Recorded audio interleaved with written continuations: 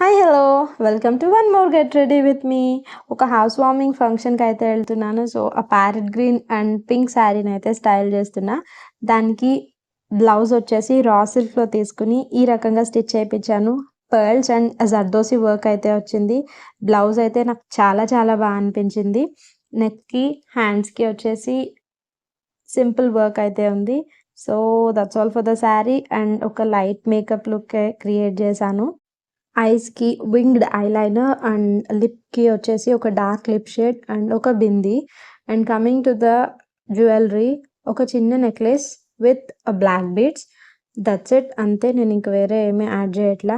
And sari వేసుకున్నప్పుడైతే jhumkis and bangles అది compulsory కదా!